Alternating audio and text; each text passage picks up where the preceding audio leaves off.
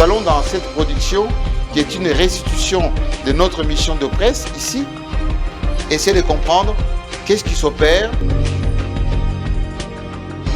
Charles Quincancou, Amen TV, Jeff Sekitita, 7sur7.cd, Paulette Kimontou, la Lyon TV officielle, John Titende, Kin24 TV, Fezamika, B1 TV, Élisée Odia, Yabiso, Sylvie Bongo, Pona Ekolo, Pius Romain Roland, ABS TV, Jean-Paul Kimouni, Télé 50, Rema Tabou, Top Congo FM et les journalistes de Kolwezi. Quel est le rêve qu'elle avait pour le Lualaba? Et d'échanger un jour, de donner les sourires. 18 mois à la tête de cette province, d'aucuns remettent en cause la légalité et la légitimité de Fitima Souka et de son gouvernement. Que répondez-vous à ces gens? La constitution, elle est très claire. Le gouverneur n'est pas là, le vice-gouverneur prend les fonctions. Je suis gouverneur full parce que la constitution me donne ces droits-là. Il y a une remarque qui revient souvent, Richard Mouniche. Qu'est-ce que nous avons fait pendant ces 5 ans-là, si c'est comparable à ce que je suis en train de faire? La continuité de quoi? Ce n'est pas la continuité. Mais on vous répond souvent de vous focaliser sur Kolwezi. Kolwezi n'est pas le Lualaba. À la limite, c'est le territoire de Muchacha. Qu'est-ce qu'on n'a pas fait à Sandoa en question? Les écoles ont été réhabilitées, les routes sont en train de se faire. Alors, qu'est-ce qu'il faut faire d'autre? À Kinshasa, on parle beaucoup de la famille du président de la République qui serait ici à la Lualaba, dans tous les carrés miniers en train d'exploiter. Je ne pense pas qu'ils ont des carrés miniers. Mais ceux qui peuvent travailler normalement ont le droit de travailler. Coup de théâtre, on peut se réveiller un matin, le titulaire est réhabilité. Êtes-vous prête à continuer à travailler avec lui ou vous avez tout simplement jeté l'éponge? Pourquoi je vais travailler avec lui? Dites-moi, qu'est-ce qu'il a fait qui peut me changer d'avis? J'ai travaillé avec lui, j'ai vu cette province de là-bas sans foutre davantage. Enfin, Marie-Thérèse Saini s'exprime.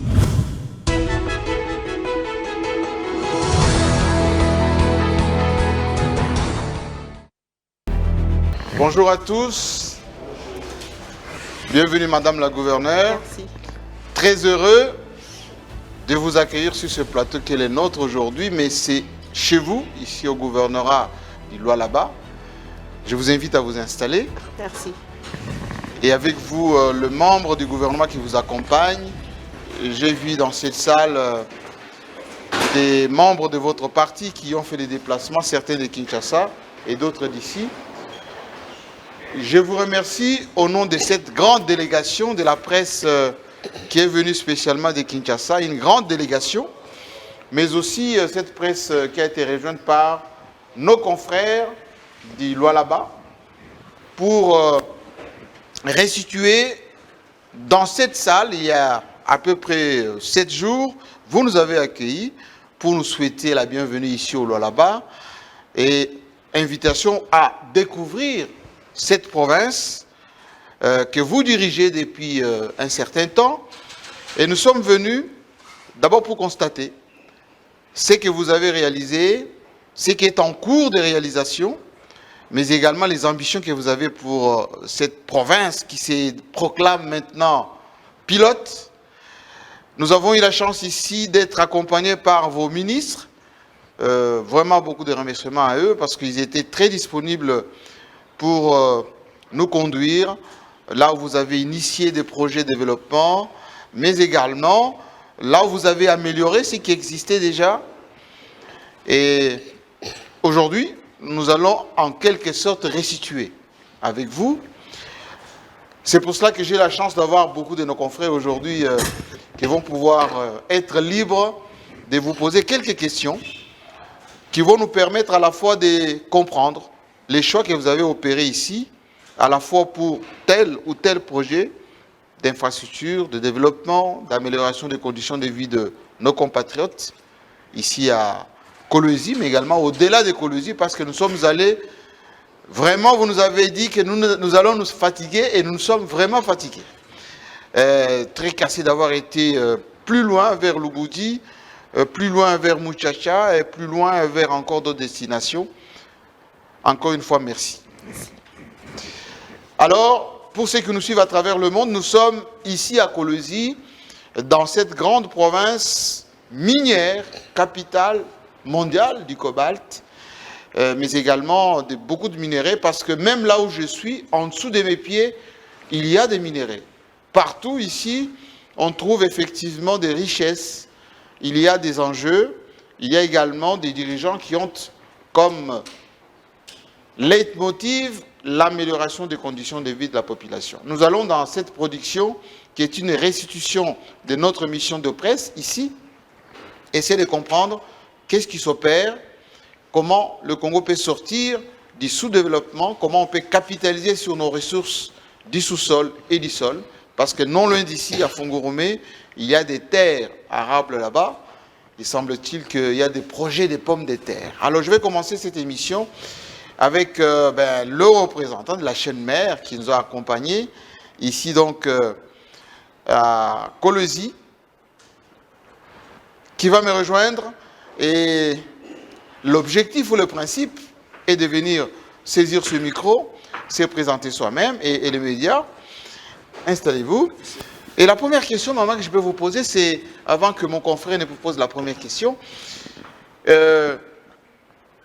qu'est-ce qui a motivé que vous puissiez accueillir ici la délégation de la presse de Kinshasa, qui a attiré autant de curiosités que de commentaires ici chez vous, à Kolwezi, au Lualaba? Tout d'abord, encore une fois, bienvenue. Et j'ose croire que vous avez passé de bons moments, malgré que c'était les travaux intensifs. Je vous avais dit, vous allez vous fatiguer, vous n'allez pas terminer. Vous n'avez pas terminé, mais c'était une joie pour toute la population du Lualaba, par moments qui vous suit à travers la télévision, de vous voir en live aussi, et de comprendre avec eux, avec vous, avec tout le peuple du Lualaba, ce que nous sommes en train de faire ensemble. Donc, c'était très important pour nous tous, pour vous, pour nous. Il y a eu tellement beaucoup des on-dit, mais il fallait que vous veniez palper. À chaque fois qu'on vous voyait dans vos émissions, vous mettiez des images. Est-ce que vous-même, vous étiez sûr de ces images-là? J'ai voulu que vous veniez voir les images qu'on vous a envoyées et palper du doigt ce qui s'est fait réellement. Merci beaucoup. Alors, à vous la primaire. Madame le gouverneur, je vous dis encore bonjour et merci de nous avoir accueillis sur vos terres. Nous avons en effet fait le tour de certaines de vos réalisations et nous avons été particulièrement frappés par ce que vous réalisez sur la route Moussokantanda, les deux ponts qui vont être réhabilités, qui sont en voie de réhabilitation après plus de 40 ans. Mais du coup, la question que j'ai envie de vous poser maintenant, Madame le gouverneur, je la pose à Marie-Thérèse Masuka Saini, la citoyenne du Lualaba, celle qui n'est pas encore gouverneure de cette province. Qu'est-ce qu'elle pensait quand elle... Qu'est-ce qu'elle se disait quand elle voyait, quand elle pensait à sa province? Quels sont les projets qu'elle se faisait personnellement en tant que citoyenne, tout simplement? Quel est le rêve qu'elle avait pour le Lualaba? Ça, c'est ma première question. Ma deuxième question, elle est tout aussi simple. Est-ce que c'est facile pour vous maintenant, à Madame la gouverneure, Fifi Béton, comme on vous appelle, est-ce facile d'être Fifi Béton aujourd'hui? Est-ce facile de gouverner le Lualaba? Voici mes deux questions. Merci beaucoup. La première, je vais aller avec la première question. Le deux ponts. Vous avez bien dit, ça fait 40 ans, jour pour jour. J'étais députée nationale en 2006, députée nationale en 2011, députée nationale et provinciale en 2018. Le rêve pour ce Lualaba, quand vous passez, vous avez des larmes dans les yeux. Pourquoi vous voyez autant de camions? Peut-être vous ne les savez pas. de Lualaba part chaque jour. Si c'est peu, c'est 2500 camions. Et plein de richesses, pas des matières premières brutes, mais des matières finies. Mais quand vous regardez là d'où viennent ces minéraux, c'est la tristesse. C'est à peine d'ailleurs que vous puissiez voir de belles maisons. Le rêve pour une personne qui vit sur une terre riche et qui voit les larmes chaque jour dans les yeux de tout le monde, y compris le mien, est d'échanger un jour, de donner les sourires. Seul, on ne peut pas. C'est ensemble qu'on peut le faire, mais il faut commencer quelque part. S'il n'y a personne qui commence, on ne fera rien. C'est ce qui s'est passé pendant beaucoup d'années, parce qu'il n'y avait personne qui avait cet amour ou cette volonté de pouvoir commencer. Je suis politique, je travaille dans la politique. J'ai un chef dont à l'horizon, c'est les élections. Moi, je dois lui chercher les électeurs. Ces électeurs sont restés de l'autre côté du pont pendant plus de 40 ans.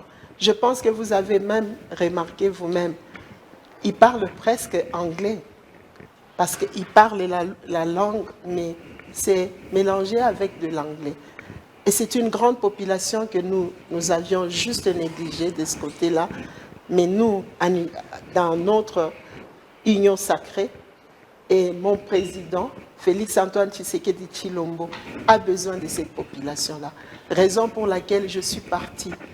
Je voulais réunir des familles qui étaient séparées pendant longtemps, peut-être qui se voyaient une fois par an, parce que c'était très difficile de passer. Donc, c'est cet amour-là, politiquement, je cherche les électeurs pour mon président et je ne pense pas que ces gens vont oublier. Pendant 40 ans séparés, Félix-Antoine Tshisekedi Tshilombo est venu, il les a reliés, ils se voient avec leur famille. Quelle joie quand on se rencontre. Donc, pour moi, c'était politiquement, c'était plus important. L'amour que j'ai pour la province, l'amour que j'ai pour la famille, je suis une mère. Je me demande, cette mère-là, 40 ans après, ne connaît pas. Peut-être elle était venue de ce côté et le pont était cassé parce que c'était pendant la guerre. Donc, l'union, la réunion des familles aussi était très importante pour moi. Et la joie que j'ai apportée dans les villages, dans les chefs coutumiers, était énorme. Beaucoup ont pleuré ces jours-là. Donc, c'est ça qui était le plus important, c'est de pouvoir... Nous sommes en train de nous battre à l'Est parce qu'on a pris certaines de nos terres. Et ici, on n'a pas pris, c'est le pont qui est cassé. Donc, qu'est-ce qui est simple? Je fais juste un pont et que les autres puissent rentrer. Marie-Thérèse Masuka, le rêve de la province du Lualaba. Province pilote ou province en construction, elle sera pilote bientôt là.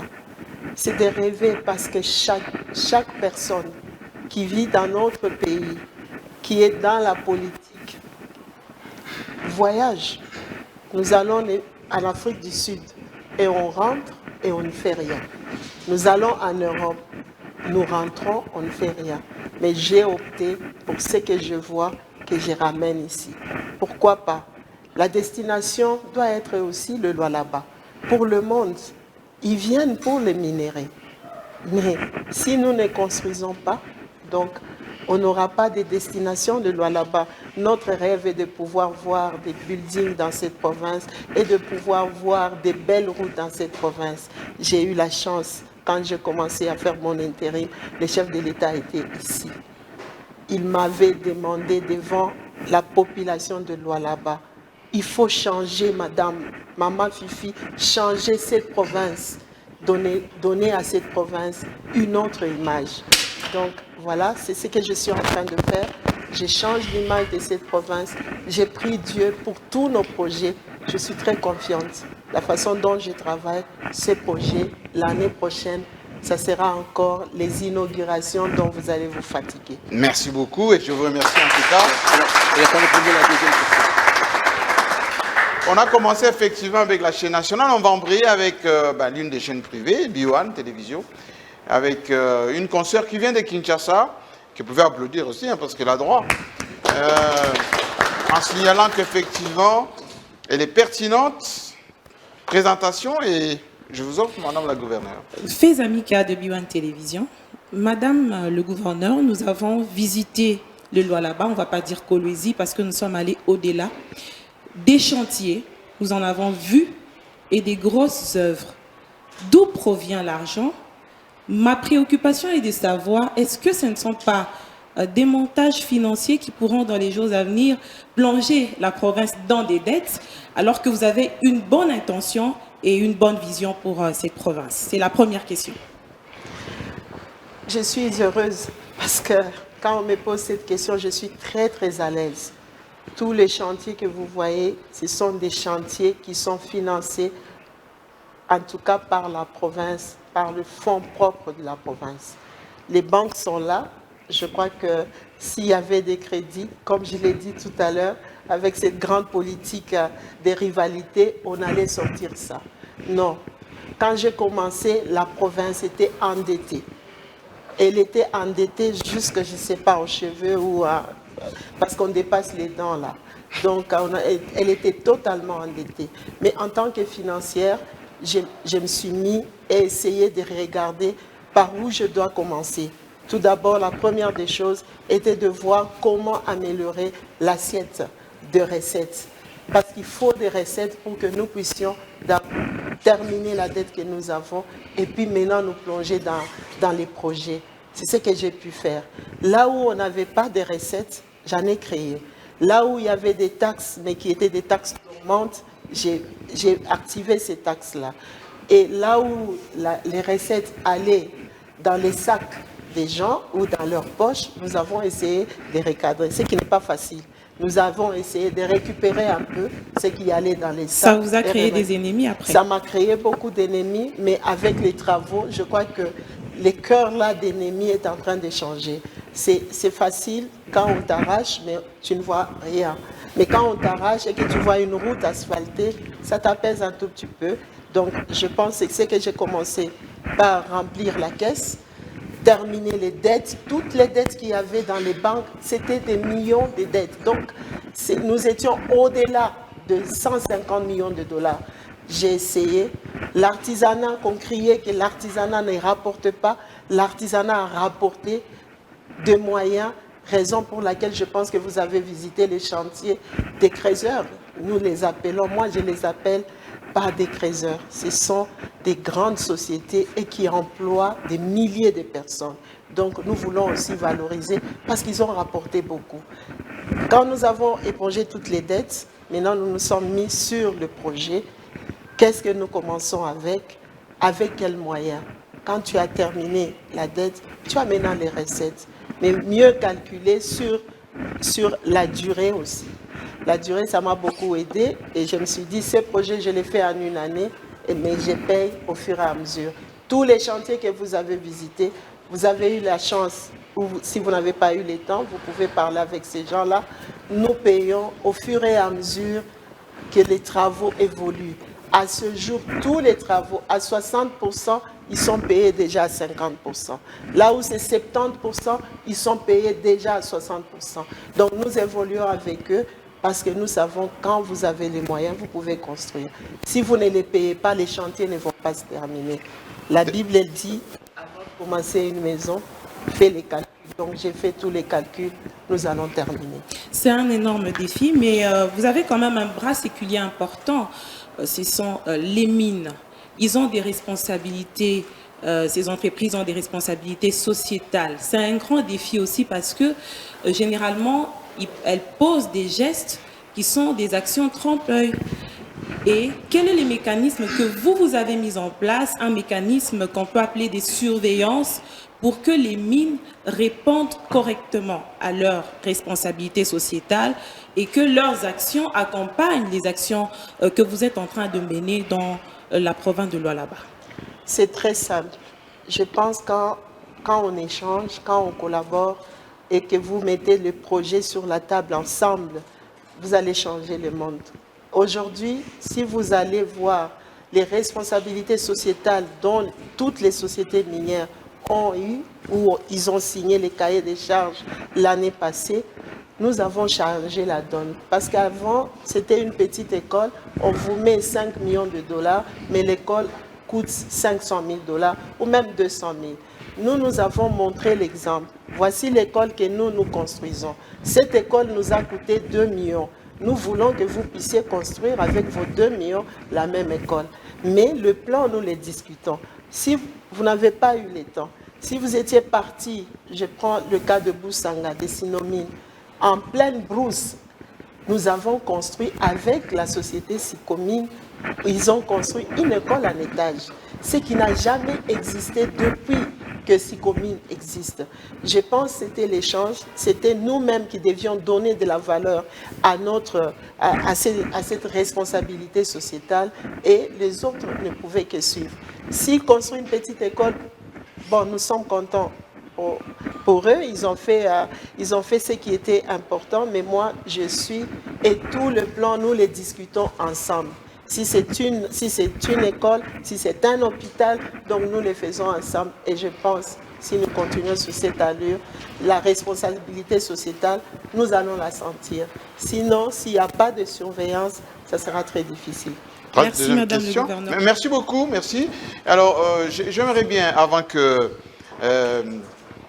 une autre dame puisse nous rejoindre ici, poser cette question par rapport aux sociétés minières, Madame la Gouverneure. Est-ce que la GECAMINE qui faisait des grandes concessions de maisons pour des employés, qui s'occupaient de l'eau, de l'électricité, est-ce que dans les cahiers des charges, vous posez les mêmes conditions dans le nouveau cahier des charges qui sont entre la République démocratique du Congo et même la province avec tous ces miniers? Au fait, aujourd'hui, on essaie de mettre aussi le ministère et le gouvernement. Avant, c'était ce qui s'est passé, c'était tout simplement donc, le conseil au niveau de l'entité, tout autour de l'entité de production. Pour certaines personnes, une petite maisonnette, c'est déjà bonne quand on regarde dans laquelle... On était avant. Oui, on était avant. Oui. Mais aujourd'hui, nous essayons de forcer un tout petit peu pour se dire que est-ce qu'ils peuvent faire de l'eau? Parce qu'ils peuvent écrire, ils vont faire de forage. Parce que nous sommes encore à l'ère de forage. Nous pensons que nous devons changer.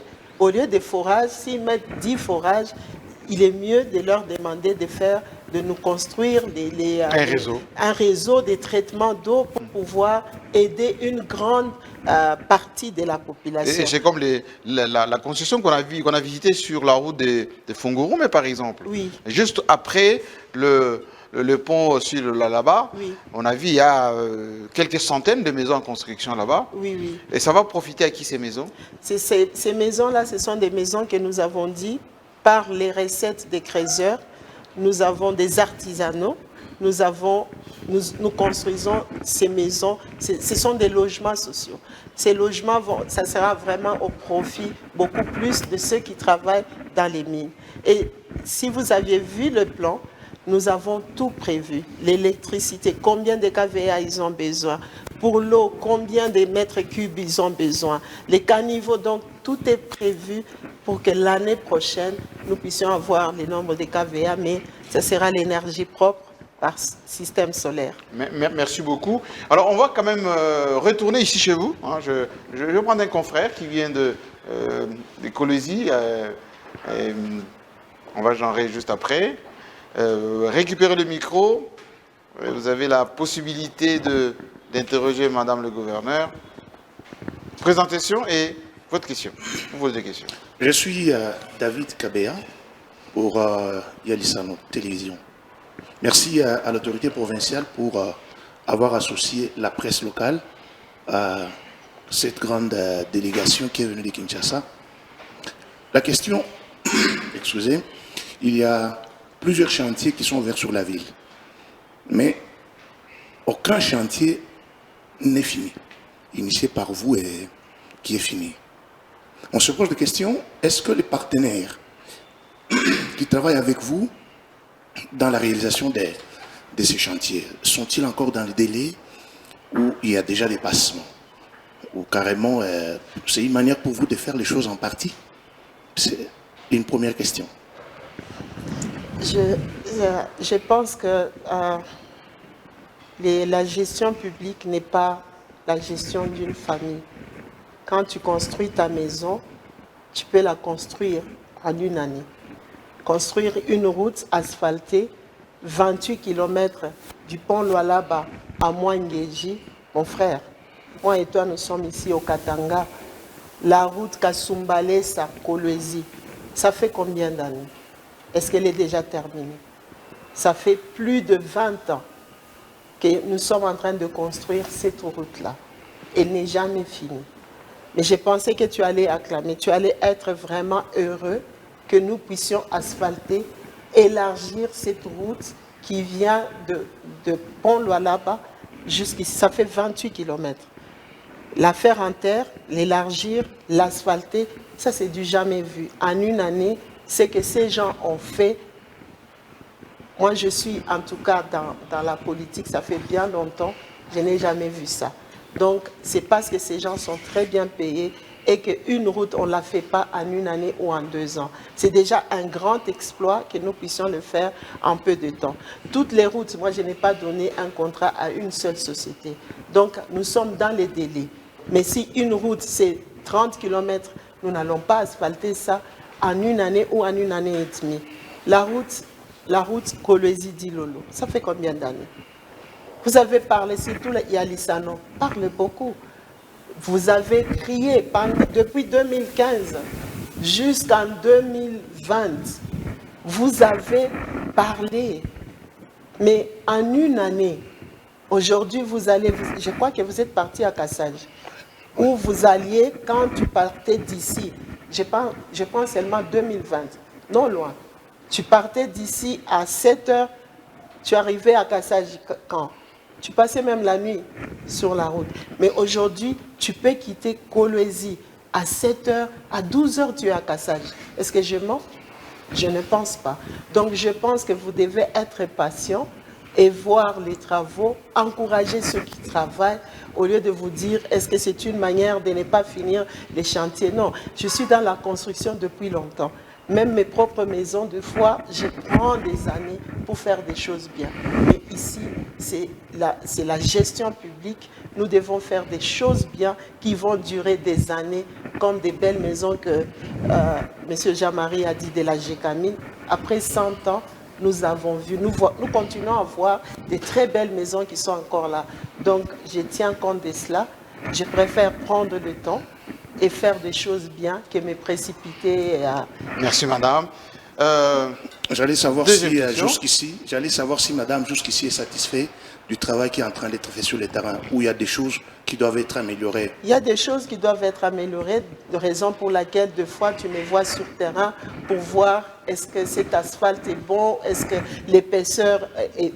Donc, je suis tout le temps pour corriger avec mes techniciens. Je suis tout le temps là où il faut avoir un expert en énergie ou un expert en infrastructure. Je suis avec les ministres des infrastructures, avec aussi ces experts, pour que nous puissions regarder si l'asphalte est bon, si ce n'est pas. Alors, nous sommes là et nous sommes satisfaits. Là où il y a à corriger, nous corrigeons. Là où nous exagérons aussi, eux, ils nous corrigent. Merci beaucoup. Merci, chers confrères. Et la presse de Lualaba, vous avez bien compris qu'effectivement, la presse, elle est une, hein, elle pose toujours des questions pertinentes. Allez, Élisée Wodia, Dieu sait combien vous êtes pertinent dans votre façon d'aborder des questions, assez sceptique souvent. Elle vient tout droit de Kinshasa. Présentation. Madame le gouverneur vous écoute. Bonjour madame, Élisée Wodia. Je veux être pas trop polémique, mais un peu politique. 18 mois à la tête de cette province, d'aucuns remettent en cause la légalité et la légitimité de Fifi Masuka et de son gouvernement. Que répondez-vous à ces gens-là? Je pense d'une manière constitutionnelle, quand un gouverneur, nous sommes élus gouverneurs et vice-gouverneurs. Et la Constitution, elle est très claire. Le gouverneur n'est pas là, le vice-gouverneur prend les fonctions. Les mêmes fonctions que le gouvernement. Donc, je ne me gêne pas du tout.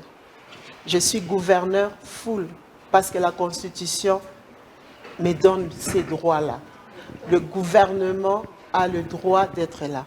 Parce que quand il y a des personnes que vous ne pouvez pas travailler avec, vous n'allez pas forcer, vous demandez une autorisation, vous changez ces personnes-là et vous continuez. Parce que quand les gouverneurs n'est pas là, la province ne meurt pas. Nous devons continuer. Il y a la continuité des affaires courantes.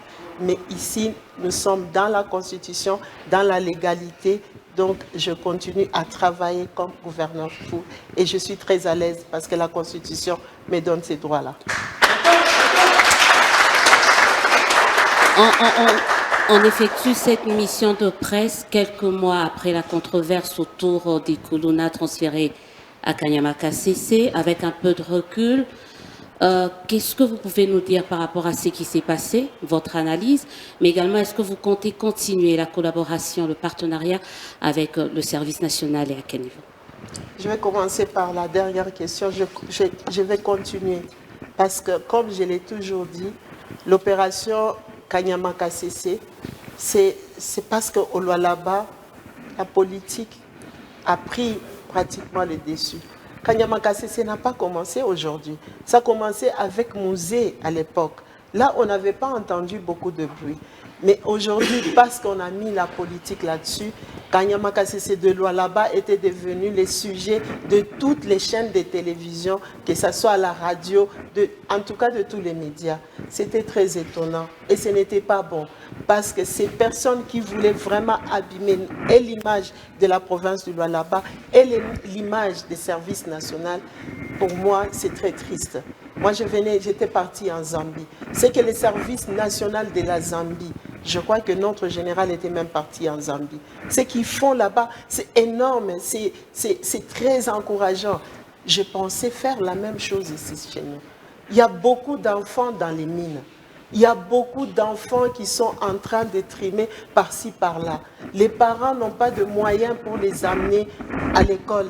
Ces enfants grandissent dans les rues, ils grandissent dans les marchés. Vous allez dans les marchés la nuit, ils sont là, en train de se droguer. Qu'est-ce que nous choisissons?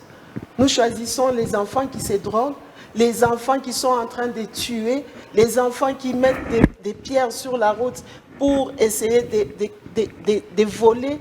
Non, je suis une mère. S'il y a le moyen que nous pouvons donner à notre service national, pourquoi pas? On donne ces moyens-là au service national pour prendre et éduquer ces enfants-là. Ils ne vont pas en prison. On est en train de les former. Il y avait même ceux qui étaient volontaires, mais ça tournait comme ça a pu tourner. Pour moi, c'était très, très regrettable. Je veux continuer avec l'opération Kanyamaka CC parce que partout on l'a fait. On a montré à la télé, à Kinshasa, on a arrêté les Kuruna.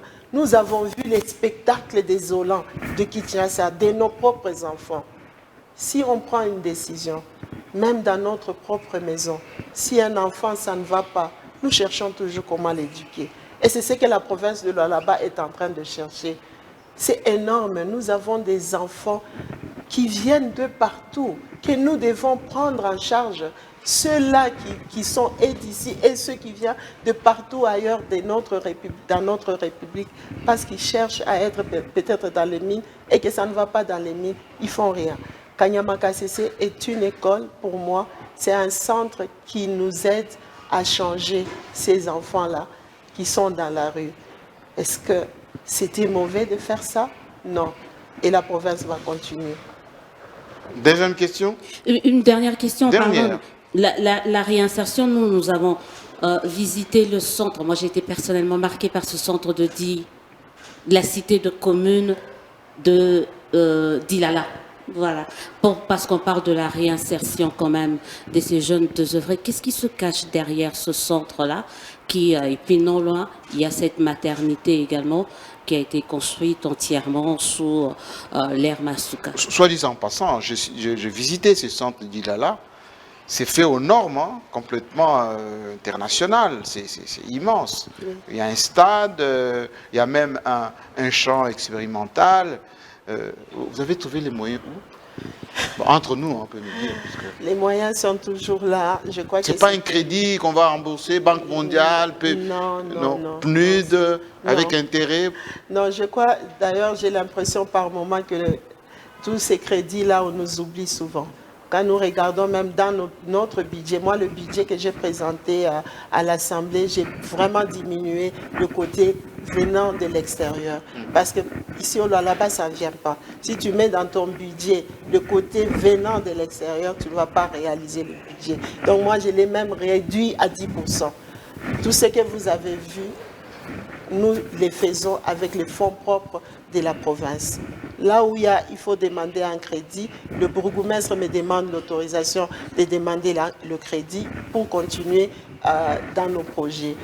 Ce que vous avez vu, c'est ça, nous nous préparons aussi à encadrer les enfants qui sont ici au Lualaba dans de tels centres, au lieu peut-être de les emmener à Kanyamakasisi.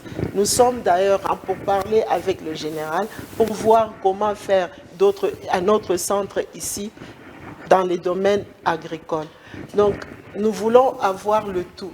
Nous voulons avoir un centre là où on éduque les enfants. Ceux qui veulent être en atelier ou ceux qui veulent faire le champ seront instruits dans ces centres-là. Donc, il n'y a rien qui se cache derrière. C'est tout simplement, nous devons nous occuper de nos enfants et c'est ce que nous faisons. Et vous avez installé ça dans une cité populaire. Mais c'est là où ça doit être. Parce qu'il y a la population là-bas. Merci beaucoup. J'aimerais bien faire venir Charles Kankou, il vient de Kinshasa aussi. Il nous avait parlé d'une enquête, parce que c'est l'homme qui s'intéresse beaucoup à tout ce qui se passe ici. J'espère que son enquête a donné des fruits. Présentation d'abord, et Madame le gouverneur vous écoute. Bonjour Madame. Bonjour. Je suis Charles Kankou Maïla, journaliste d'Amen Télévision. Nous avons effectivement émis le vœu de venir au Lualaba parce qu'il y a beaucoup de choses qui se disent sur cette province. Entre autres choses, Fifi Masuka travaille pour son propre compte. On a vu en une année beaucoup de réalisations. Mais de toutes ces réalisations-là, il y a un discours derrière cela, selon lequel toutes les actions menées ici ne sont pas au profit du président Félix Tshisekedi, mais c'est pour que Mme Fifi Masuka, avec son parti politique FIDEC, puisse avoir beaucoup plus de députés provinciaux afin qu'elle se représente encore une fois en 2023 à la tête de cette province. Qu'est-ce que vous pouvez répondre à cette question? Ça me fait un peu rire, hein, la façon dont cette question a pris des ampleurs dans toutes les chaînes de télévision. Pourquoi? Quand nous construisons, soyons tous joyeux. Pourquoi chercher des polémiques là où il n'y a pas? La première personne qui a convaincu la population du Lualaba à soutenir les chefs de l'État, malgré tout ce que j'ai enduré. Je pense que ce n'est pas la première fois dont on parle le nom de Fifi dans les chaînes. C'était là. J'avais pris la décision de suivre Félix-Antoine Tshisekedi Tshilombo quand tous les Katanga étaient contre. J'étais la seule qui s'était levée. Comment est-ce que la personne qui s'est levée, la première, même dans ce bâtiment, j'étais l'ennemi numéro 1 ici. Vous avez des journalistes de Lualaba. On m'appelait comme ça. Alors, comment est-ce que j'ai pris ce risque-là d'être l'ennemi de toute une grande population? Et qu'après deux jours, je ne parle plus au nom de cette personne qui a eu aussi confiance en moi, comme j'ai eu confiance en lui. Est-ce que vous en faites un peu trop au point de construire suffisamment et de prendre beaucoup plus d'ampleur? Et on vous appelle béton. Au fait, tout le monde devait faire la même béton. chose. Au fait, tout le monde devait faire la même chose. De 2015 à aujourd'hui, si on avait fait comme je l'ai fait aujourd'hui, cette province serait la destination, comme je l'ai dit, de beaucoup de monde. Non, mon frère, je travaille pour le compte du président de la République.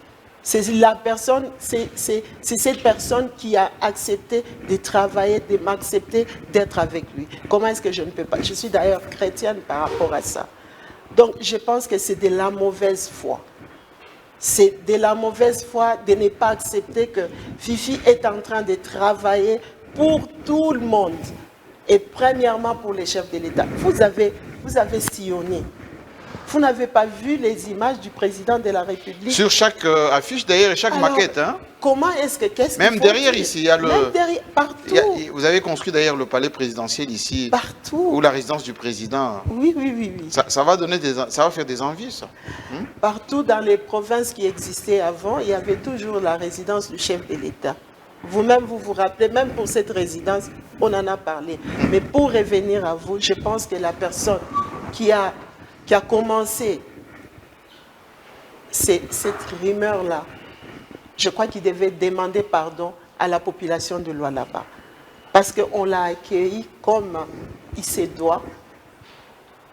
Je ne vais pas entrer dans beaucoup de détails, parce que certaines ont été députés nationaux depuis longtemps. Même dans l'ACLPT, je pense. Qu'est-ce qu'ils ont construit? Même dans leur propre circonscription. Alors, pourquoi se fâcher? Une autre question, madame. À Kinshasa, on parle beaucoup de la famille du président de la République qui serait ici à la Lualaba, dans tous les carrés miniers, en train d'exploiter. C'est ce qui se répand, que ce soit dans des émissions à la radio, à la télévision. On dit qu'il y a la famille présidentielle au Lualaba, dans toutes les mines, en train d'exploiter et les minerais ici. C'est la première. Que répondez-vous à cette question? La deuxième question, c'est... Je termine par là. Oui. C'est par rapport à la cohabitation. À une certaine époque, on avait même brûlé l'effigie du président de la République dans cette ville ici. Et certaines langues disaient que les Castraïens ne sont pas acceptés ici à Kolwezi, au Lualaba. Vous, en tant que numéro 1 de la province, que répondez-vous à cette question? Ce sont de très belles questions. La famille présidentielle dans les mines. Heureusement, vous êtes venu au Lualaba. Je suis très heureuse. Au moins, vous avez palpé du doigt, vous-même. Et j'aimerais voir demain, qu'est-ce que vous allez dire sur le Lualaba, si on vient vous raconter encore des histoires. La famille dans les mines, je vais vous inviter encore, peut-être même l'année prochaine, que vous alliez dans les carrés miniers. C'est aussi votre travail, de regarder les artisans. Mais surtout lui, monsieur l'enquêteur. J'aimerais bien vraiment que vous puissiez y aller. Vous êtes aussi de la famille, vous êtes une famille. Les affaires, nous les faisons tous. Est-ce qu'on a vu la famille du chef de l'État dans ces carrés miniers-là? Je pense que c'est toujours un problème. Ceux qui peuvent travailler dans les mines, dans l'agriculture, dans le bureau, ils ont aussi droit de travailler partout où ils peuvent travailler. Il n'y a pas que nous qui devions être dans les mines. S'il a ces documents, il travaille normalement, il paye les taxes, il paye tout. Est-ce que nous devons les en empêcher? Non. Les carrés miniers ont existé depuis longtemps. Alors nous, est-ce qu'on est en train de nous dire que quand le président est arrivé, il a chassé tous ceux qui étaient sur...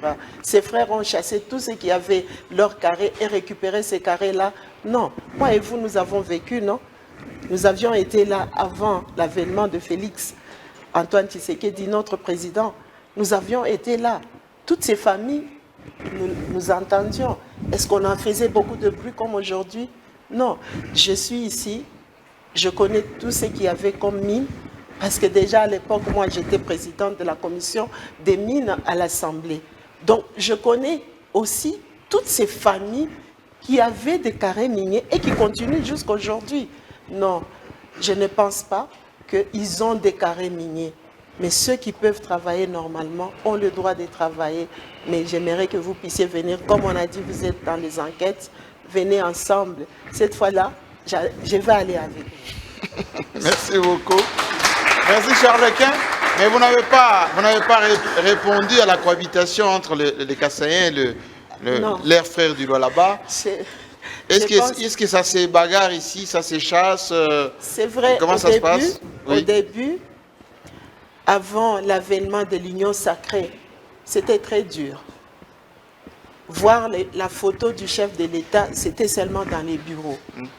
Dehors, on brûlait. Je crois que vous suiviez ça. Vous avez calmé tout ça? J'ai calmé tout ça. Je peux dire, j'ai la chance, j'ai ce don de réunir les gens.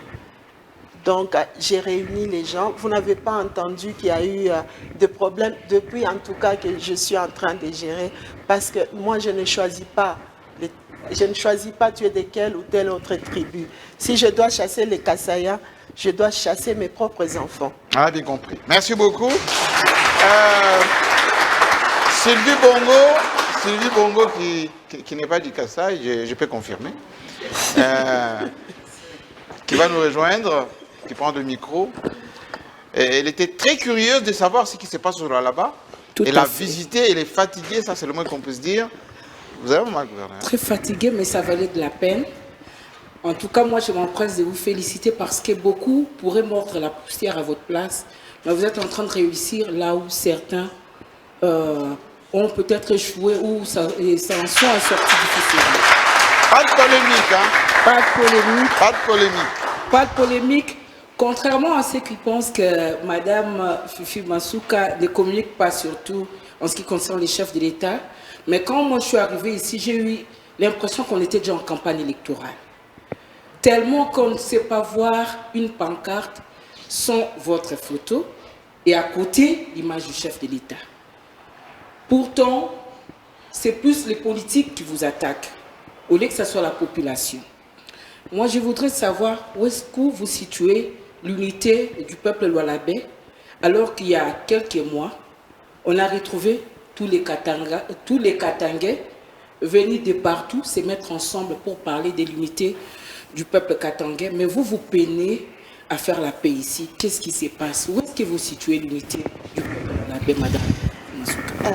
Maman Sylvie, je ne pense pas qu'il y avait tous les Katangais pour l'unité. Je pense qu'il y avait deux partis politiques qui s'étaient réunis. C'était très clair. C'est pourquoi moi je n'étais pas partie, bien que je suis katangaise. Parce que nous sommes en politique. Il n'y avait pas de problème entre nous. L'unité sur quoi? On s'était chamaillé? Non. Si deux personnes s'étaient chamaillées à l'époque, nous les savons tous. En tout cas, il y avait un président, il y avait un gouverneur à l'époque qui ne s'entendait pas et tout. Dieu merci, Dieu a touché leur cœur, ils devaient se réunir et nous avons félicité, ils se sont réunis. Ce n'était pas tous les Katangais, non. L'unité, le Katanga est très uni. Aujourd'hui, vous êtes là, vous voyez, un Mouloubakat, il est ici, un Moubemba, il est ici, un Round, il est à Lubumbashi, partout. Donc, il n'y avait vraiment pas de problème, à mon avis, parce que moi, j'avais parlé avec Monseigneur Fulgence, c'est lui qui avait organisé, vous savez très bien, je suis bien introduite dans l'église catholique, j'ai discuté avec Monseigneur Fulgence parce que le secrétariat était péperdé. Donc, je ne pouvais pas dire que c'était l'unité, mais c'était un conflit de deux frères qui se sont réunis et qui se sont embrassés et qui se sont pardonnés mutuellement. Voilà, sur ça, c'est tout ce que je peux dire. En campagne électorale, ça, la politique, c'est la campagne de chaque jour. Moi, on m'a appris à être député. Chaque jour, je devais visiter ma circonscription, je pouvais donner tout ce que je pouvais, aider ce que je pouvais aider. C'était ça la campagne, raison pour laquelle je reviens souvent. Est-ce que Fideg est en campagne? Parce qu'on voit votre drapeau, hein, madame la gouverneure. Non, mais... On va vous faire un procès, vous êtes en permanence en train de séduire la population. Non, avec vos travaux. Ça appartient à chacun de nous, tout celui qui a aussi un parti politique. C'est ce que j'ai dit, un député national, un parti politique continue à vivre. On ne vit pas seulement pendant la campagne électorale. C'est tous les mandats que nous sommes présents, en tout cas dans nos circonscriptions, dans notre pays. Sinon, il n'y a pas de politique. Si les partis politiques pendant les mandats doivent se cacher, ressentir que pendant la campagne, ça sera difficile d'être élu. Sylvie Bongo. J'aime quand je suis restée sur ma soif par rapport au rapport que maman Fifi Masuka entretient avec ses frères et sœurs du Lualaba, surtout les politiques qui sont à Kinshasa, parce que les coûts, apparemment, vous les recevez à partir de qui? C'est comme je l'ai dit, vous avez sillonné, je ne pense pas que vous avez eu l'impression qu'il y a des tensions entre les politiques d'ici. Et les communautés peut-être? Les communautés, je ne pense pas. Sinon, j'allais avoir beaucoup de difficultés pour travailler. Les communautés sont toutes unies et derrière moi. Vous voyez des fois, je reçois tous les chefs coutumiers qui représentent toutes les communautés sans distinction. Comment est-ce qu'une communauté peut être contre moi quand il n'avait pas de route pendant 40 ans et que les chefs de l'État nous donnent ces instructions, nous dit changez l'image de cette province, là où il n'y avait pas de route, mettez des routes, nous les faisons. Est-ce qu'une communauté peut être contre nous?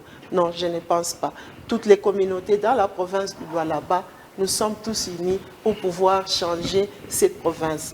Mais il y a ceux qui sont à Kin, qui ne connaissent même pas ce qui se passe ici, qui n'ont même pas peut-être d'adresse. Ils sont Lualabaises parce que c'est seulement d'origine dans la carte d'électeur.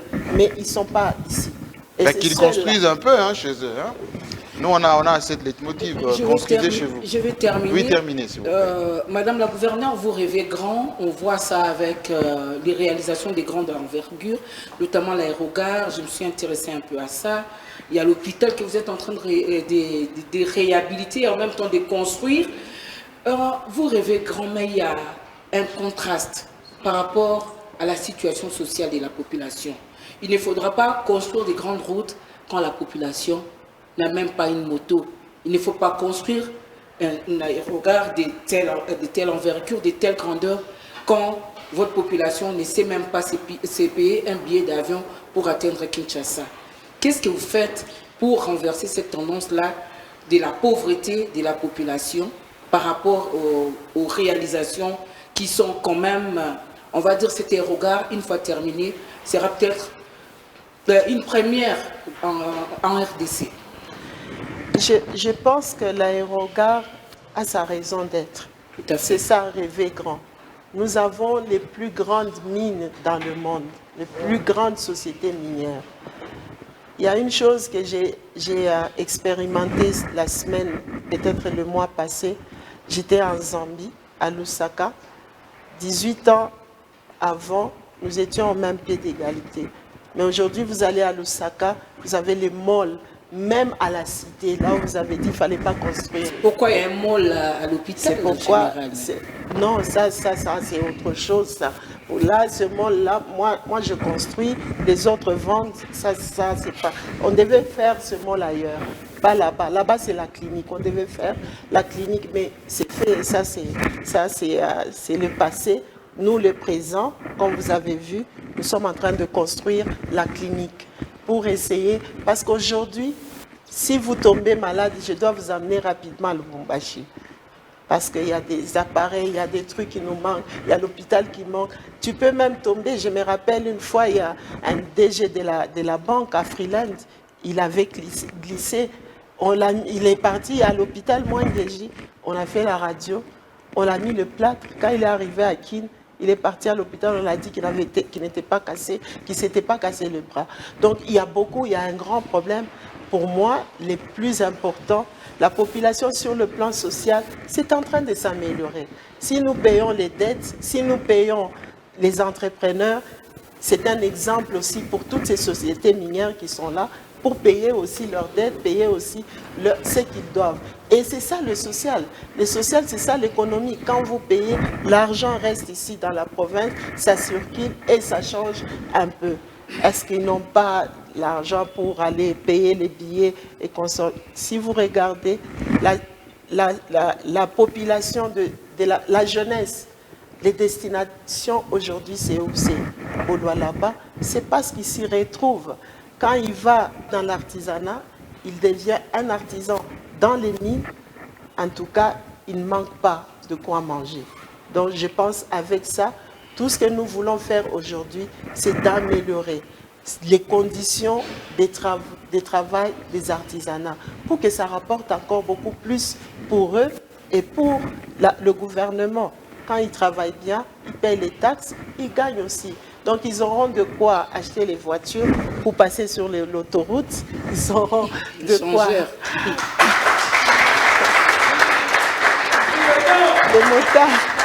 Les motards, ils ont des moyens pour acheter. Vous voyez, les motards, il y en a plein. Mais bien organisés. Hein. Vous les voyez. Oui, c'est qu'on a constaté dans la ville. Vraiment discipline. Merci beaucoup, Sylvie. Merci beaucoup. Merci. Je vais faire parler quelqu'un qui connaît bien le là-bas, c'est plus Romain Roland, où est-ce qu'il est, qui puisse nous rejoindre. Parce qu'à chaque détour ici, il nous raconte toujours l'histoire du là-bas en 3 temps, 4 temps. Bienvenue, et présentation d'abord, et puis vous avez Madame le gouverneur. Moi c'est Pius Romain Roland, je suis journaliste à la base des Patriotes, aux médias, et puis correspondant à BES Télévision, journal, chaîne de télévision à Kinshasa. Madame, merci. Plusieurs de mes questions ont été ramassées ici, mais je veux discuter avec vous. Vous savez que j'ai fait plusieurs fois Colosi, mais laissez-moi vous féliciter parce que l'image que j'avais de Colosi en 2016, 17, 18, c'est pas la même image que j'ai actuellement. Mais je vais m'intéresser un peu beaucoup plus sur l'expansion de cette ville de Colosi. Et je sais qu'au départ, c'était les cités de la Gécamine, mais je vois maintenant, vous allez au-delà, et avec 2 communes, est-ce qu'il vous est arrivé d'avoir l'idée de créer d'autres communes pour permettre à ce que l'administration soit beaucoup plus approchée de la population? Merci. D'abord, venant de vous, les félicitations. Même les anges.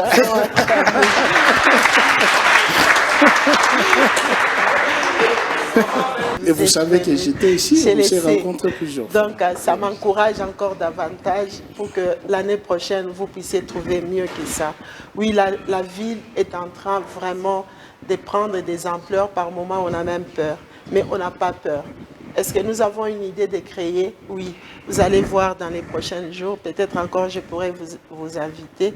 Nous sommes sur un projet de création de la nouvelle cité qui sera appelée la cité Félix-Antoine Tshisekedi Tshilombo. Donc, cette cité a déjà pratiquement, nous avons terminé les études. Nous sommes, je pense que la semaine prochaine, nous commençons. Est-ce que nous commençons avec les maisons? Non. Nous voyageons. Moi aussi, j'ai pris quelque chose. Je me suis dit, il nous faut de moyens. Ce moyen-là, pour que nous puissions vendre des terrains à une bonne valeur, nous devons d'abord arranger, donc urbaniser. Vous viendrez, vous allez voir notre plan. Si je savais que vous aviez cette question, j'allais vous projeter le projet. Donc nous avons déjà fini totalement le projet. Nous allons commencer d'abord par urbaniser. Donc nous faisons des routes, nous faisons les caniveaux, nous allons mettre de l'eau, l'électricité, ainsi que la fibre optique. Et après, maintenant, nous avons subdivisé ce quartier-là aura 1925 parcelles de 25 sur 30. Et ces parcelles-là seront sur des routes asphaltées. Vous-même, vous savez, quand vous êtes sur une route asphaltée, le prix et la valeur de la maison augmentent. Donc, je pourrais vendre ces maisons-là à un prix abordable qui va me permettre de payer les infrastructures, parce qu'on n'a pas ça dans le budget. C'est la vente de ces parcelles avec laquelle nous allons payer les entrepreneurs et faire tout notre projet. Et ce qui va rester va nous aider à terminer les restes des travaux à l'aéroport.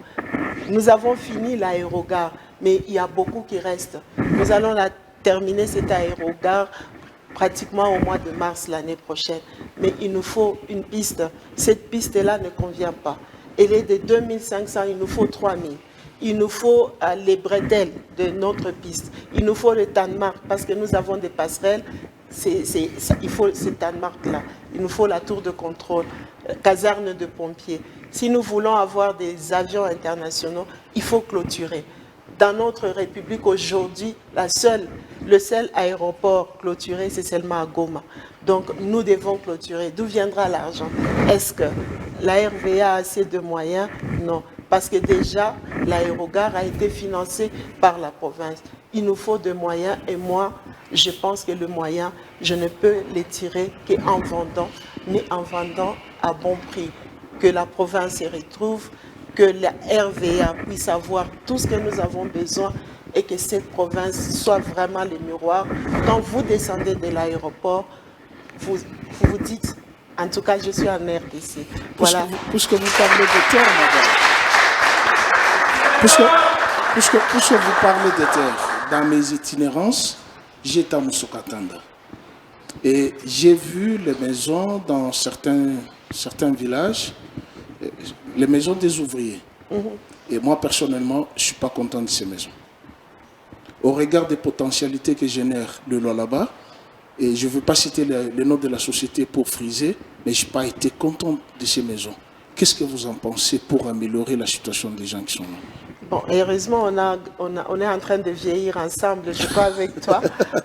Quand j'étais députée, ouais, j'ai décrié cette situation-là. Si. Malheureusement, je suis venue maintenant trouver ça.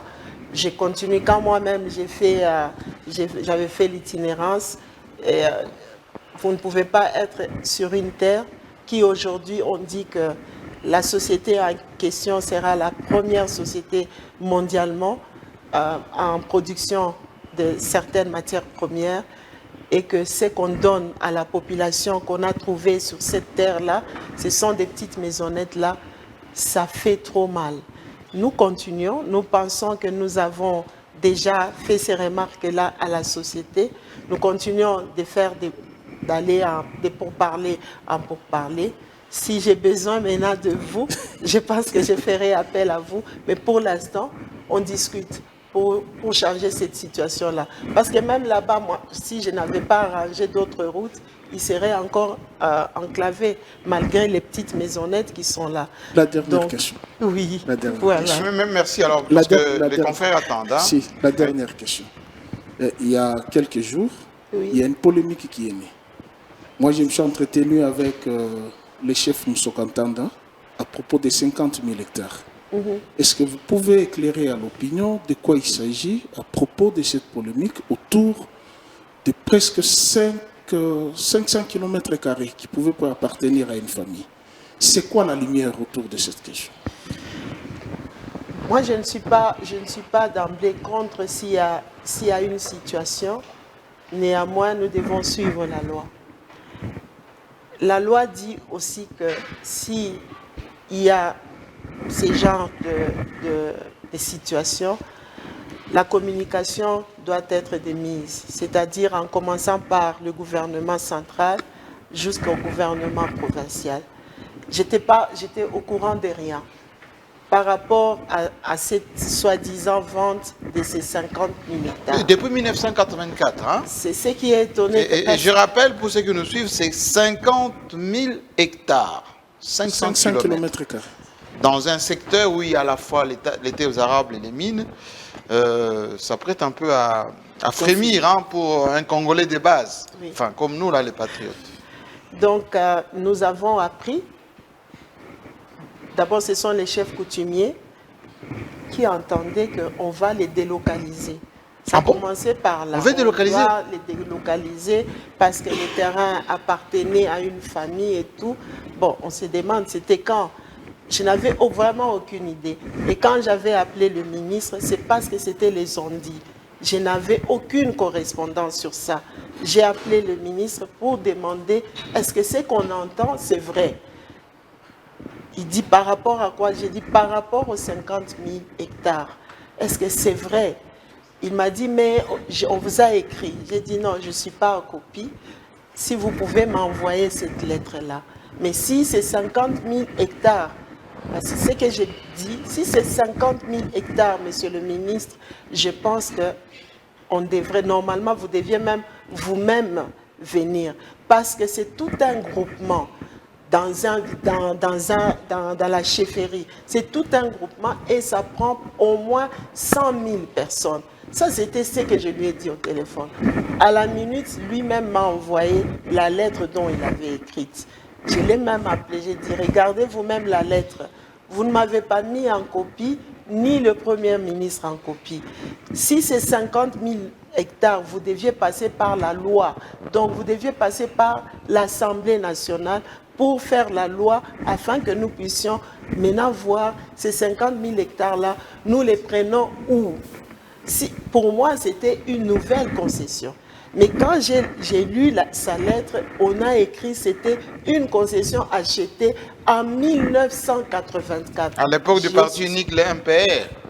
Donc, je me suis dit, ces gens-là, de 1984 à aujourd'hui, ils n'ont jamais eu besoin de ces terrains-là. C'était un peu... Ça m'avait vraiment dépassé. Mais avec la lettre, maintenant, les chefs coutumiers, ils ont cru comprendre qu'on était en train vraiment de les délocaliser parce que c'est monnaie courante ici. Il suffit qu'une mine, une société minière commence à les exploitations, on délocalise la population. Donc, nous délocalisons la population, mais peut-être c'est 100 familles, 200 familles, mais pas 100 000 personnes. Ça va être un grand problème sécuritaire sur le plan sécuritaire. C'était ça ma préoccupation. Oui. Merci beaucoup, Madame la Gouverneure. Je pense que Chris Romain, qui est un bon enquêteur, la population est saisie. Et nous, effectivement, société civile, nous ne pouvons que décourager ce type d'initiative parce que ça évade la paix civile. Parce que délocaliser, tout Colosie, ce sont les mines, on risque de délocaliser toute la population. On risque d'arriver même jusqu'ici à se retrouver dans d'autres pays. Au palais, ici, il y a le palais présidentiel derrière et le gouvernement. Les 50 000 hectares, toutes les sociétés minières, Camo est dans les 50 000 hectares, KCC est dans les 50 000 hectares, Sicomine est dans les 50 000 hectares. Comment on allait faire? C'est un problème sécuritaire du point de vue de la population, c'est un problème sécuritaire économique pour toute la République. Est-ce que ceux qui lui ont donné ces informations, ils se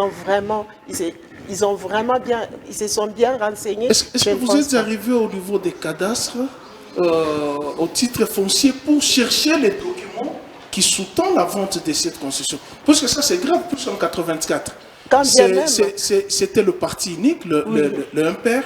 Je ne vois pas le maréchal octroyer 500 km à une famille. Est-ce que vous êtes descendu au moins au service foncier pour s'imprégner de ces documents? Mais ce qui est grave avec ça, c'est que si c'était 50 000 hectares, au fait, on devait avoir aussi un document de 50 000 hectares.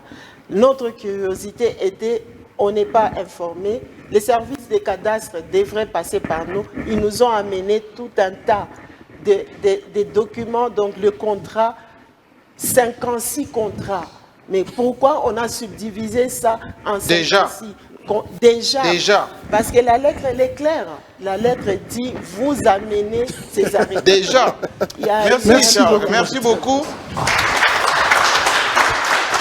Ce qui est sûr, on va décourager toute opération, entre guillemets, mafieuse, qui consiste à spolier comme ça au détriment de la population. Et Madame le gouverneur, restez dans vos fonctions et dans la protection de la population. Oui, je vais genrer. On s'achemine vers la fin de cette émission. Top Congo, la première radio d'information de notre pays, qui nous a délégué une consoeur, qui a d'ailleurs fait un papier puissant là-dessus, très suivi d'ailleurs, qui va s'installer, des rouges vêtus comme d'habitude, pertinent. À vous, Madame le Gouverneur. Merci beaucoup. Bonjour. Je suis Gino Rema, Tabou, de Top Congo FM. Ma question, en tout cas, on a posé pratiquement toutes les questions, mais je voudrais quand même revenir à l'environnement. Est-ce que, hormis le respect de cahier des charges dans le cadre de responsabilité sociétale, est-ce que vous veillez aussi à ce que les entreprises minières puissent respecter l'environnement pendant l'exploitation des minerais pour que la République démocratique du Congo puisse garder son slogan de pays solution? En tout cas, nous les faisons. J'ai dit la province a de la chance parce que j'étais vraiment dans les commissions de l'environnement. C'est pourquoi nous veillons à ça. Et nous sommes vraiment derrière chaque société minière. Ce n'est pas aussi très facile, mais nous faisons tout notre effort pour que l'environnement soit respecté. Il y a toujours des dérapages qui par moments vous échappent, mais en ce qui concerne la population souveraine, nous essayons de faire de notre mieux pour que cette population soit préservée. Parce que travailler au Lualaba, dans les mines et surtout dans le cadre de l'environnement, c'est très difficile. Les minerais sont partout. Pour les avoir, vous utilisez toutes les méthodes qui sont bonnes pour que vous puissiez avoir votre minerai. Donc, le ministère de l'Environnement a une tâche très très difficile, mais très louable, parce que sinon, sans ça, vous n'aurez pas à manger le poisson que vous avez mangé. Donc nous veillons à ça, parce qu'il suffit d'un petit rien, l'acide va dans les rivières. La ville de Kolwezi est totalement encerclée par les rivières et par des lacs. Donc nous veillons sérieusement par rapport à ça. Est-ce qu'il y a des sanctions aux entreprises qui peuvent polluer? Oui, il y a toujours des sanctions sur le plan provincial et des sanctions sur le plan national. Nous travaillons dans une très bonne collaboration avec la vice-ministre en charge le VPM en charge de l'environnement. Nous travaillons en collaboration parce qu'elle a aussi un œil regardant, spécialement pour le Lualaba, à cause de toutes ces mines que nous avons. Est-ce que vous êtes déjà tombé dans des situations selon lesquelles une entreprise n'a pas respecté et que cette entreprise est sanctionnée? Nous avions eu les derniers cas, c'était le cas des KCC, dont les tanks d'acide, il y avait eu des fuites et il y avait eu des fuites et l'acide était allé dans des rivières tout autour des KCC. Des travaux continuent jusqu'à aujourd'hui. Vous m'avez vu aussi aller au niveau de Kinshasa voir la VPM. Il n'y a pas seulement KCC, mais les sanctions ont été mises en place. Ce qu'il y avait à faire a été fait, mais il y a aussi d'autres endroits, comme au niveau de Tenke-Funguru, mais dans les villages Kabomboa, là, il y a beaucoup de problèmes. Nous continuons. Il y a une commission qui travaille, la société et la province, ainsi que la société civile, par rapport à cette situation qui est quand même très préoccupante aujourd'hui. Nous devons déplacer la population qui est autour de cette usine qu'on est venu construire. Donc, nous sommes encore dans ces pourparlers. Merci, Janita. Deuxième question, une petite question. Oui, mais alors, je ne pouvais pas m'en passer. Oui, je ne pouvais pas m'en passer. Excusez-moi, oui, Président. Très vite, alors, très vite. Juste, il y a des travaux que j'ai remarqués, en tout cas partout. Aucun coin n'est épargné ici à Kolwezi et aussi à l'intérieur du pays. J'ai été émerveillée de voir ce centre, je dirais, la cité de la commune, qui va procéder à l'encadrement des jeunes. Mais je n'ai pas vu des travaux, des intenses travaux par rapport aux centres, par exemple, qui vont encadrer les personnes en situation de handicap. Est-ce que vous y pensez? Vous en pensez? Bien sûr, c'est parce que, comme je vous ai dit, vous n'avez pas tout vu. En tout cas, il vous faut au moins un mois full pour que vous puissiez visiter tous nos chantiers. Si vous étiez ici il y a 2 jours, le centre, l'école de Sourmiwe, que je suis en train de réhabiliter totalement parce que ces enfants allaient à Likasi. Quand ils terminaient l'école primaire, ils devaient aller à Likasi ou à Lubumbashi. Donc là, mes priorités par rapport aux personnes vivant avec handicap, c'est de pouvoir avoir des écoles aussi au niveau de Lualaba, parce qu'il n'y en a pas. L'école des aveugles, ce que nous avons, ce n'est pas suffisant. Donc je suis encore aussi en train de réhabiliter. Ils étaient d'ailleurs venus ici pour me dire merci il y a de cela 2 jours. C'est quelque chose qu'on n'a jamais fait ici chez nous au Lualaba, et je l'ai fait avec le cœur d'amour, parce que je dois le faire. Donc, je fais pour tous les enfants, pour ceux qui sont bien et ceux qui sont dans les conditions. Merci beaucoup, Jenny. Merci beaucoup. Posez le micro. Paulette Koumout doit venir, parce que je sais qu'on a été sur un pont, dans la Loire, ici, enfin dans Kolwezi, qui va complètement relier 2 quartiers. Et on était avec votre excellent ministre qui s'occupe à la fois du social, de la fonction publique, etc. J'ai vu les riverains, les mamans surtout, en bas en train de nettoyer le linge là, avec leurs petits-enfants. Et j'étais avec Paulette Kimuntu, qui était offusquée par rapport à ça. D'abord, quand vous désenclavez comme ça des quartiers, c'est toujours en vue des élections ou c'est parce que vous avez un cœur de femme qui veut régler des problèmes sociaux? Beaucoup plus, deuxième option, cœur de femme qui veut régler. Cette érosion qui était là, c'était parmi les plus grands dans notre province ici. Cette érosion, je crois que ça faisait 2 étages, hein, comme cette maison ici. C'était énorme. Donc, vous y entrez, il y a des maisons qui sont parties. C'était la première option ou la première opération que j'avais faite. Pourquoi? Quand j'étais passé par là, j'ai vu des maisons. Et les ponts s'appellent béton, hein? Félix Antoine Tshisekedi, béton. Oui. Donc, c'était énorme.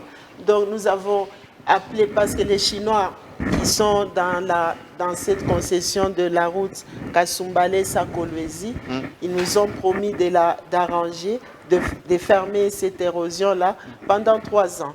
Donc, c'était en 2017, 2018, et puis c'était devenu, il y a Covid, ça restait et ça grandissait, ça pouvait prendre tous les quartiers là.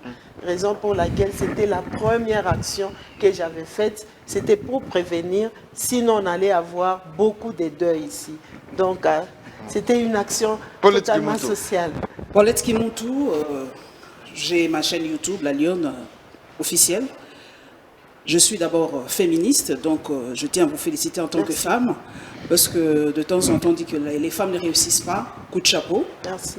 Merci pour tous les travaux que nous avons vus. Donc, le Lualaba aujourd'hui, province pilote, Eldorado. Donc, cela suscite des envies et des interrogations. En quelques mots, Fifi Masuka, quel est votre secret pour les autres provinces qui n'ont pas de cobalt, qui n'ont pas de cuivre, qui n'ont rien? Quel est trois petits secrets aux autres gouverneurs pour en tout cas qu'on sente aussi que les autres provinces peuvent aussi s'améliorer? Mais par exemple, chez moi au Kasaï, enfin, excusez-moi de... Et chez moi au Kouilou aussi. Un peu. Chez moi au je ne Kouilou pouvais aussi. pas me priver de ça. Sincèrement. J'étais sur la route de Lubudi, là, vous voyez. Et donc, s'il y avait une belle voiture, j'allais arriver juste... Voilà. Quel est le secret? Quel conseil donnez-vous à vos collègues d'autres provinces? Je pense qu'on a toujours dit que la République démocratique du Congo, c'est un scandale. Ce n'est pas seulement le Lualaba, c'est toute la République. Et ce scandale-là, ce n'est pas seulement le cuivre et le cobalt, mais c'est tout. Tout ce que nous avons, le monde a besoin de ça. Pourquoi j'ai dit ça? Je prends juste les cas même seulement de l'Équateur. Nous avons du bois, nous avons le poisson, nous avons tout là-bas.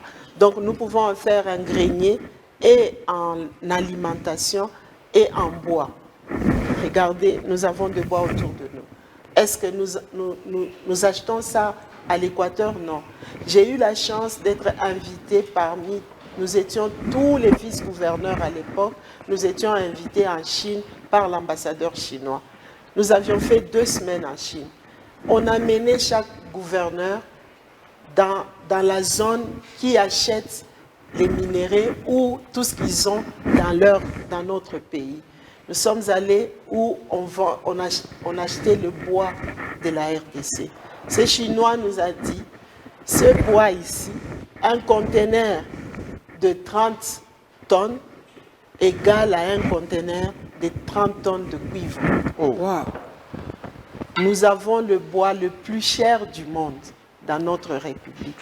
Et moi, je disais à mes collègues, donc, à partir d'aujourd'hui, aucun de nous ne doit pleurnicher. Tout ce que vous avez, ce que Dieu vous donne en main, essayez de valoriser ça. Nous voyons aux États-Unis, les gens les plus riches sont des fermiers. Qu'est-ce qui nous manque pour faire du Kasaï un grenier? Surtout en Gandanjika. Oui. Parce que les Belges... Et là-bas, comment les Belges avaient fait du Kasaï le grenier. Je plaide pour mon fief. Donc, à l'époque coloniale, le Kasaï était le grenier. Moi, je pense que tout ce que nous avons en main, nous pouvons changer ça en or et pouvoir changer toute la République.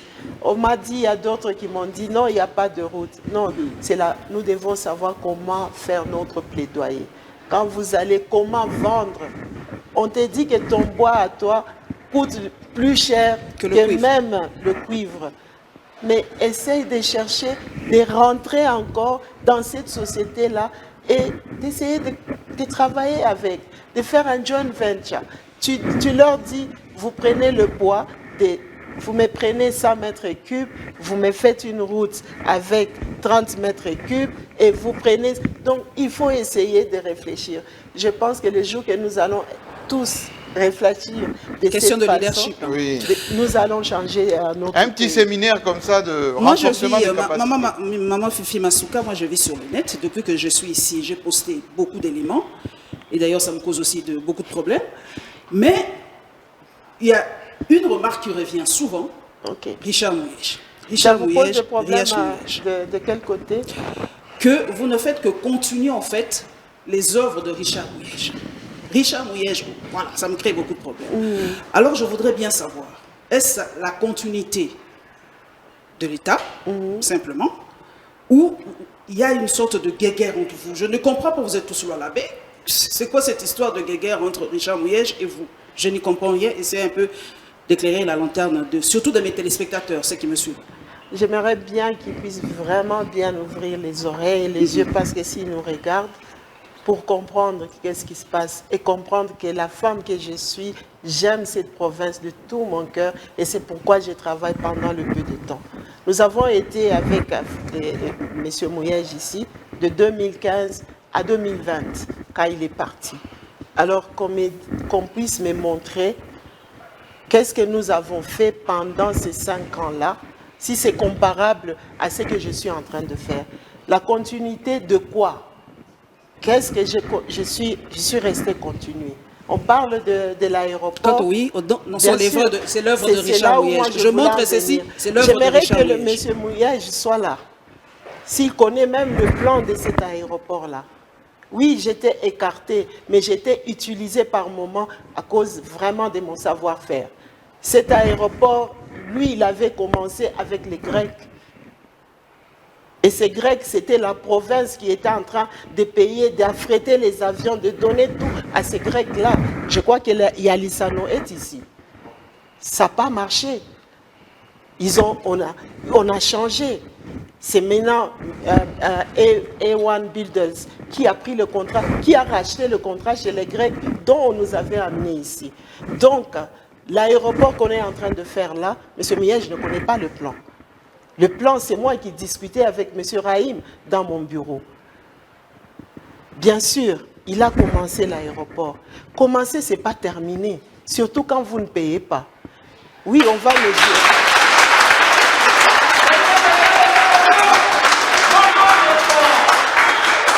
Aujourd'hui, je vais vous dire la vérité pour que le monde ne puisse pas vous faire de problème quand vous êtes en train de parler du loi là-bas. Oui. Donc, vous prenez, vous dites que vous avez pris, vous êtes en train de construire un aéroport, vous prenez un crédit, ce crédit-là met pratiquement la province à genoux. Vous prenez un crédit, l'aéroport coûte 25 millions de dollars, vous prenez un crédit où vous allez rembourser presque 40 millions de dollars. Non, moi, je ne peux pas faire ça. Et même quand le président allait venir, je répète encore, le président ne pouvait pas venir ici inaugurer un aérogare à crédit. Ça, c'est de 1. De 2, il ne connaît pas le plan. Je l'ai dit en premier, je pense. Il ne connaît pas le plan. C'est moi qui discutais le plan de cet aéroport. Pour vous dire, d'ailleurs, moi, ce que j'avais discuté, c'était 4 passerelles. Mais quand nous sommes restés là, quand je suis partie pour voir les chantiers, nous avons tout suivi. Je crois que nous avons des images de 2021 quand j'ai commencé en janvier. Cet aéroport était pratiquement dans la fondation parce que l'argent a été utilisé à autre chose. Malgré le crédit qu'on a pris à la banque, l'argent a été utilisé à autre chose et les chantiers n'avançaient pas. La RVA était venue pour dire que les chantiers n'avancent pas. Je me suis mis sur ces chantiers-là, appeler le monsieur pour lui dire c'était 4 passerelles, toi tu es en train de faire combien? Il répond. Et nous avons changé de ces seules passerelles-là, parce qu'il avait mis un seul passerelle, et aujourd'hui, il a accepté d'en ajouter 2, parce qu'il dit, moi, c'est ce qu'on m'a dit, de mettre seulement ça. Donc, ce n'est pas la continuité. Si c'était la continuité, il allait terminer, parce que demandons-nous, on a commencé cet aéroport quand? Alors qu'on a payé la totalité d'argent. Pourquoi ce n'était pas terminé en une année? Et quel est le chantier ici qui était terminé en une année, là où moi je n'étais pas? Donc ça, ce n'était pas terminé. C'était encore à la fondation. Maman, j'étais tout le temps là-bas. La première des choses, j'ai voulu changer cette tendance, de faire perdre de l'argent à la province. Le taux d'intérêt qui était, nous devions terminer la dette de cet aéroport en 2025, après notre mandat. Qui peut prendre des crédits comme ça? Après notre mandat, j'ai recalculé. J'ai appelé les Equity Bank, ils sont ici. J'ai appelé Equity Bank, moi j'ai fait mon tableau, mon ministre des Finances étant témoin, je l'ai appelé, je lui ai dit, je veux qu'on termine ce crédit cette année. Chose difficile pour des gens. Quand un crédit doit se terminer l'année prochaine, au mois de décembre, en 2023, mais moi j'ai dit, je le termine en 6 mois. Elle-même, la banque n'était pas sûre que j'allais le faire. Mais on a fait les calculs, j'ai mes recettes, j'ai dit cette dette, nous la terminons dans 6 mois, au mois de septembre. Nous sommes au mois d'octobre. Cette dette, je l'ai terminée totalement. Alors, qui construit là? Est-ce que c'est celle qui a laissé les grands bâtiments à crédit, à fondation, ou c'est moi qui ai terminé et qui a moi-même j'ai les plans, je connais ce qu'on devait faire, j'ai corrigé. Il y a beaucoup de choses qui n'ont pas été. La présidente a planté. Merci de vous poser la table. Oui, c'est bon. Oui, c'est bon, merci beaucoup. Je vais prendre d'abord Télé 50. Je vais d'abord prendre Télé 50 et puis on terminera tout à l'heure avec un confrère local, enfin de la place, parce que le mot local n'aime pas trop, qui est aussi sur Léo Katanga. Présentation et puis question à Madame la gouverneure, que je trouve un peu requinquée là, complètement, parce que quand il parle de son programme, hein, c'est comme si elle a mangé du lion. Allez-y. Merci Jean-Marie. Madame la gouverneure, bonjour. Bonjour. Je suis Jean-Paul Kimouni, pour le compte de Télé 50. D'abord, je me dois de vous féliciter très sincèrement. Pourquoi? Parce que nous avons, dans cette visite d'itinérance, visité plusieurs chantiers. Les chantiers dans cette province sont comptés par dizaines. Quand j'étais en train de vous écouter dire que la province du Lualaba est un chantier à ciel ouvert, je n'y croyais pas tout de suite. Mais quand nous avons visité, je pense qu'il y a lieu de changer de paradigme. Je vous félicite non seulement vous, mais avec votre gouvernement, parce que je peux vous dire que vous bénéficiez d'un accompagnement vraiment... Oui, ça je peux le confirmer. Hein. Le ministre des Infra, il connaît les dossiers par cœur, souvent. Alors c'est un gouvernement formidable, moi je peux dire des vrais warriors ici, dans cette province. Alors ma première question est celle de savoir, plusieurs chantiers à la fois, vraiment plusieurs chantiers. Est-ce l'envie de corriger, parce qu'il y en a qui parlent de micro-rouge, de Fimasuka, ou est-ce que vous courez pour présenter un résultat au chef de l'État selon l'objectif 2023, ou tout simplement, vous êtes en il n'y a course, pas de programme, vous êtes en course avec qui? Vous êtes sur plusieurs fronts. Voilà. Oui, corriger, ça aussi. Hein. 2023, bien sûr, c'est la politique, mais plusieurs fronts parce que la province n'était pas construite. Si elle l'était, comme on l'a dit, on dit que je suis en train de continuer. Pourquoi beaucoup de chantiers? C'est parce qu'il n'y en avait pas. Il y avait des chantiers quand vous venez de l'aéroport à ce bureau, vous pensez que vous êtes en chantier. Non. Donc, sur plusieurs fronts, mais comme je l'ai dit, le président, le jour qu'il était venu, je crois que vous avez encore les images. J'étais avec lui sur le podium. Il avait dit, maman gouverneur va changer cette province. Tout à fait. Parce que ce qu'il avait vu déjà à l'entrée, vous ne l'aviez pas vu après. Quand nous sommes partis à KCC, les spectacles qu'il a vus sur la route vers KCC étaient beaucoup plus désolants. Donc, quand même, bien même, nous étions avec lui après l'inauguration, c'était cette même recommandation, cet ordre qui m'est donné, change cette province. Raison pour laquelle nous avons, en tout cas, fait beaucoup d'échanges et nous avons ouvert beaucoup de projets. Mais on n'a pas ouvert ces projets-là parce qu'on veut montrer que c'est 2023 ou non. 2023, oui, mais les moyens aussi qu'on s'est procurés nous-mêmes en faisant beaucoup aussi de disciplines et en cherchant à avoir beaucoup de recettes va nous permettre de terminer tous ces chantiers. En tout cas, les changeurs, nous les terminons au mois de juin ou mois de juillet.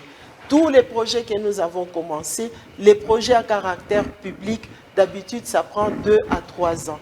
Raison pour laquelle beaucoup de projets vont se terminer, en tout cas naturellement, l'année prochaine. Pourquoi? Parce que c'est payé. Si ce n'est pas payé, ça ne peut pas se terminer. Et nous voulons changer parce que la ville n'était pas construite, la province n'était pas construite. Ce n'est pas seulement maintenant. Maintenant, là, de 2015 à aujourd'hui, ça c'est zéro, ce n'était pas construit. Maintenant, avant 2015, là où il y avait encore le boom minier de toute la République, là où il y a les mines, les lois là-bas n'étaient toujours pas construites. Donc, nous sommes en train d'ouvrir un grand chantier pour donner de la valeur ou le sourire à la population de Lualaba, mais aussi valoriser notre République parce qu'on nous critique aussi beaucoup. Vous suivez à travers le monde. Ils ont des minéraux, ils sont pauvres. Ils ne font rien. Ils ne font ceci, cela. Il faut que ce discours-là change. Et ça change avec Félix Antoine Tshisekedi Tshilombo. Ça va changer. Merci beaucoup. Deux petites questions pour finir. Ce sont de courtes questions. Oui, alors, de courtes questions. Fifi Masuka Saini, on vous sent très à l'aise en odeur de sainteté avec l'Assemblée provinciale. C'est quoi votre secret? Vous n'êtes pas dérangé? Bon, j'ai été député 2006, 2011, 2018. Je connais en tout cas ce que l'Assemblée veut pour sa population qui est le Lualaba, la population de Lualaba. Je me mets en tête que si je travaille normalement, si je présente un budget et que j'exécute ce budget-là pour l'Assemblée, je ne pense pas que l'Assemblée sera contre ça. L'Assemblée ne peut que m'accompagner. Le projet, quand nous le faisons, nous commençons par consulter d'abord notre budget, mais il y a aussi des projets extra qui ne sont pas dans le budget. Nous allons d'abord à l'autorité budgétaire pour lui montrer nos projets et montrer même les sociétés. Deux fois, nous amenons des projections qui puissent voir le projet après projet, comment ça sera. Et quand ils trouvent que c'est un bon projet, ensemble, le gouvernement et l'Assemblée, nous prenons ces décisions. Eux, ils prennent la décision de nous accompagner dans le projet et nous y allons.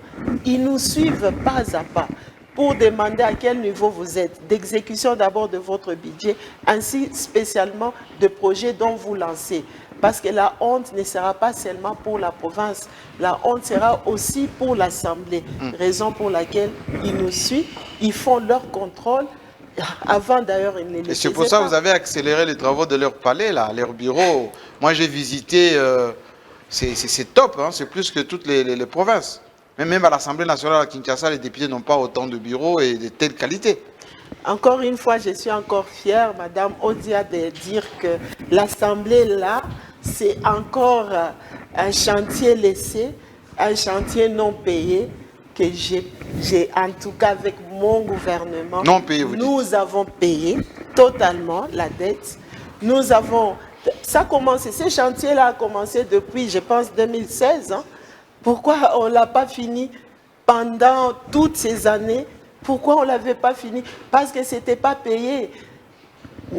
Président Jean-Marie, je vous l'ai dit ici, je suis très fière parce que le seul compte que vous aviez appris à l'époque, que gérait Madame Fifi, c'est ce compte-là qui a payé ce bureau, c'est ce compte-là qui avait, après avoir payé ce bureaux, qui a continué maintenant à payer la dette de l'Assemblée. Et aujourd'hui, c'est terminé. Merci beaucoup. Alors, j'aimerais donner la parole au réseau, aux médias en ligne. Vous savez que 7 sur 7, c'est très important. Ah oui, absolument. C'est eux qui Voilà, je fais venir l'un des meilleurs sites. Je salue Israël Moutala qui nous suit depuis Kinshasa. Présentation et puis une question. Merci pour la parole. C'est Jephté Kitita pour le compte de 7sur7.cd. Durant notre mission de presse, il y a une chose qui a particulièrement attiré mon attention. Nous avons remarqué que dans plusieurs chantiers, il y a des travaux qui sont exécutés par des entreprises ou par des sociétés 100% congolaises, ce qui est une très bonne chose.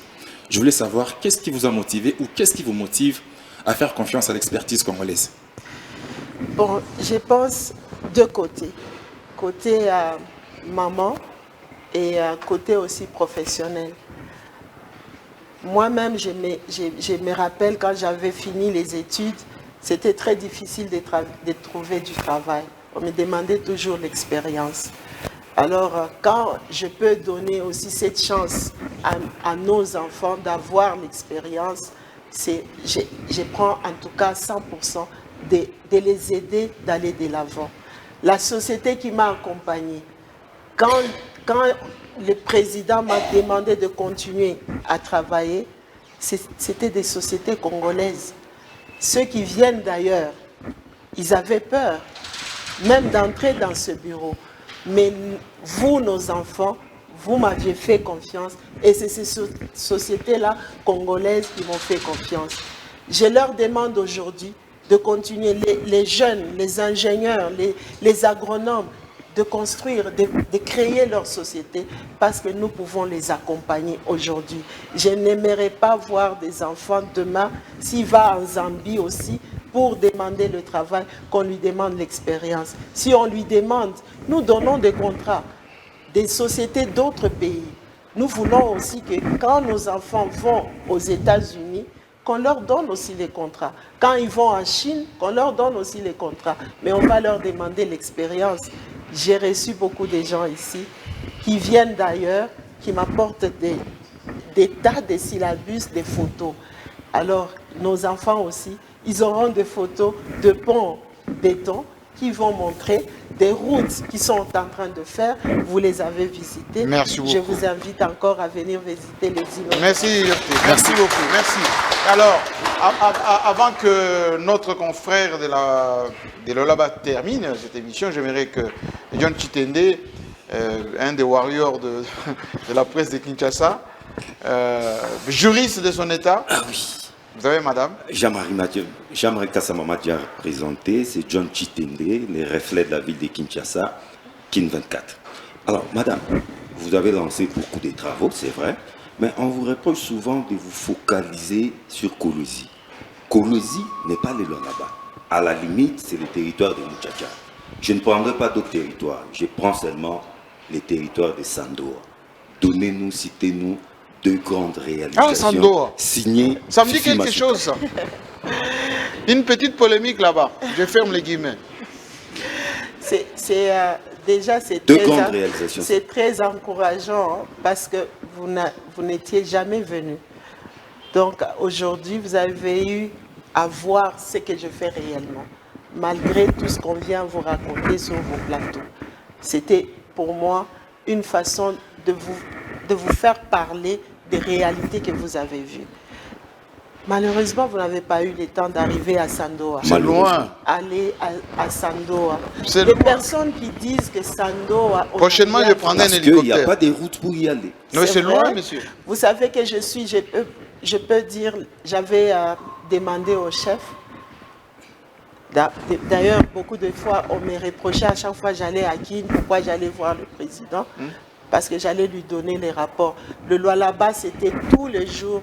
Les gens ne peuvent pas arriver à Dilolo, ils ne peuvent pas arriver à Sandoa. Nous avons vu des vidéos de ces mêmes personnes-là qui vous ont dit qu'il n'y a rien à Sandoa, qui passaient dans l'eau, dans la rivière. J'aimerais bien montrer ça. Mais aujourd'hui, je pense qu'ils ont fait des erreurs. D'aller même à Sandoa par avion, ils pouvaient partir par route. Parce qu'au retour, ils sont rentrés par route, avec des belles chemises toutes blanches qui n'étaient pas rouges à l'arrivée à Kolwezi. Parce que nous travaillons, les chantiers sont partout. Vous avez été jusqu'à Lubudi. Le Lualaba a 5 territoires. Aujourd'hui, nous avons relié tous nos 5 territoires à la ville de Kolwezi. Raison pour laquelle même la nourriture aujourd'hui, vous en trouvez quand même à gogo et à prix, en tout cas à prix très très bas. Parce qu'aujourd'hui, je peux avoir les Makemba qui viennent de Kapanga qui arrivent pratiquement le même jour au niveau de Kolwezi. Or, Kapanga, c'est au milieu. Donc, si je peux arriver à Kapanga, comment est-ce que je ne peux pas arriver à Sandoa? Donc, pour ça, je pense que la personne qui a dit ça, il devait avoir le bon cœur des chrétiens de pouvoir féliciter comme vous êtes en train de féliciter. Qu'est-ce qu'on n'a pas fait à Sandoa en question? Les écoles ont été réhabilitées, les centres sociaux ont été réhabilités, les routes sont en train de se faire. Alors, qu'est-ce qu'il faut faire d'autre? Moi, je vais vous dire, j'étais députée en 2006. J'ai fait beaucoup de constructions au niveau de Lubumbashi. Des églises, n'en parlons pas. Qu'on puisse me dire combien d'églises on a construites à Sandoa, de l'ACLPT à aujourd'hui. Non. Merci beaucoup. Oui. Non, pour boucler vraiment très court. Ouais, courte question. Oui. Madame est politique, elle l'a dit. Oui. Vous êtes gouverneur full, vous l'avez dit. Mais c'est sur le plan politico-fonctionnel, sur le plan strictement administratif. Constitutionnel. Oui, vous êtes sur le plan strictement administratif, vous êtes une intérimaire. Nous sommes dans un champ hautement politique, coup de théâtre. On peut se réveiller un matin, les titulaires réhabilités. Êtes-vous prête à continuer à travailler avec lui ou vous avez tout simplement jeté l'éponge? Pourquoi je vais travailler avec lui? Dites-moi. Qu'est-ce qu'il a fait qui peut me changer d'avis? J'ai travaillé avec lui, j'ai vu cette province de Lualaba s'enfoncer davantage. Politiquement, je ne pense pas, parce que ça n'a pas été un exemple pour moi. Moi, je suis l'exemple pour lui. Donc, je pense que... Alors, si je peux vous demander juste de vous lever pour une petite question de confiance, parce que ceux qui nous suivent à travers le monde vous découvrent là, une dame courageuse, dynamique, question de confiance. Est-ce que vous êtes fiers de vous? Est-ce que vous avez le courage et la force d'avancer encore? J'ai toujours, en tout cas, à moi, j'ai dit merci à Dieu pour ce courage qu'il m'a toujours donné. Parce que quand je m'élève, quand je passe des moments difficiles, il n'y a que Dieu qui me donne cette force-là. Vous me connaissez depuis longtemps. Vous savez que je passe toujours des moments très difficiles et j'arrive toujours à m'en sortir. En commençant par mon premier mandat, vous le savez, j'étais encore dans ce qu'on appelle l'opposition. Ce n'était pas facile d'être dans l'opposition au niveau du Katanga, mais j'avais survécu. Donc, je continue. Les combats viendront. Il n'y a pas d'endroit où il n'y a pas de combat. Je resterai encore fidèle à mon Dieu qui me donne beaucoup de force. Et je pense que je suis fière de ce que je suis en train de faire. Et je suis très confiante. Il m'a demandé de construire la province. Je suis en train de construire la province. Et s'il est content du travail que je suis en train de faire, comment ne pas être contente moi-même? Merci beaucoup. Vous pouvez saluer maintenant vos collaborateurs. L'émission est terminée. Nous, on reviendra ici, je pense, l'année prochaine, pour constater tout ce qui est terminé. Et avec les confrères qui peuvent se mettre également debout. Merci. On est bien content pour ce travail qui s'est mis ici. Maman, merci encore. Merci à tous ceux qui nous suivent à travers le monde. Cette émission sera en ligne, multidiffusée à travers le monde. Vous coupez les parties qui vous intéressent, effectivement. Débat. Allez, beaucoup de polémiques, je sais. À la fois prochaine.